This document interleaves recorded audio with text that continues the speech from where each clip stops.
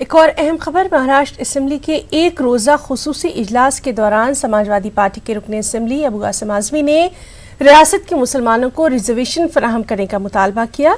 हमारे नुमाइंदे मोहिउद्दीन ने अबू कासिम आज़मी से इस सिलसिले में खास बातचीत की। महाराष्ट्र असेंबली का इजलास जो है वो आज एक दिन के लिए बुलाया गया और ये ST/SC एक्ट में तरमीम के लिए खास तौर पर बुलाया गया था, लेकिन अबू कासिम आज़मी ने जो है वो इजलास के दौरान मुस्लिम रिजर्वेशन की बात उठाई और फिर वही अपनी पुरानी डबली बचाने की कोशिश की।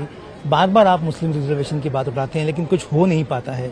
आखिर अबू कासिम आज़मी जो है वो कब तक जो है वो अपनी मुस्लिम सियासत को जो है वो इस तरह चमकाते रहेंगे? मुस्लिम सियासत समाज में समता मूलक समाज को बनाए रखने के लिए आवाज उठाई जा रही है।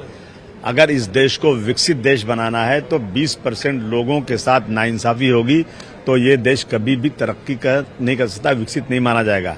आप एग्जाम्पल लीजिए, हमारे बदन का 5वां हिस्सा 20% हिस्सा अगर ऊपर से काट दिया जाए तो हम मर जाएंगे, नीचे से काट दिया जाए हम लंगड़े हो जाएंगे, साइड से काट दिया जाए दोनों हाथ तो हम लूले हो जाएंगे।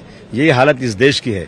इसलिए मैं चाहता हूं कि मेरा देश विकसित देश बने, समाज के हर लोगों को इंसाफ मिले। आज जब SC/ST के रिजर्वेशन के एक्सटेंशन की बहस हो रही थी, तो वोटिंग हो रही थी, OBC की बात हो रही थी, सारे लोग अपने समाज की बात कर रहे थे, तो मैं इस देश के वो लोग जो वंचित हैं, माइनॉरिटी और मुसलमान, जिनके लिए सुप्रीम कोर्ट के जजेस ने, एक ने नहीं दर्जनों जजेस ने ये कहा है कि मुसलमानों को रिजर्वेशन मिलना चाहिए, तो मैंने आज ये कहा कि आज कांग्रेस और NCP सत्ता में शामिल है और उद्धव जी भी एक जो है उनकी भी अच्छी सोच नजर आ रही है। उन्होंने भी कहा था मुसलमानों को रिजर्वेशन मिलना चाहिए। उम्मीद पे दुनिया कायम है, मैं कोशिश करता रहूंगा।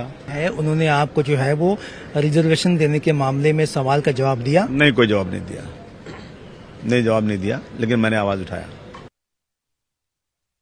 मुजफ्फरपुर शेल्टर होम मामले में CBI ने सुप्रीम कोर्ट को जानकारी दी है। CBI के मुताबिक शेल्टर होम में किसी लड़की का कत्ल नहीं हुआ था। Attorney general KK Venugopal CBI की जानिब से पेश हुए थे। CBI ने दावा किया कि कत्ल के कोई सबूत नहीं है, तमाम 35 लड़कियों को जिंदा पाया गया।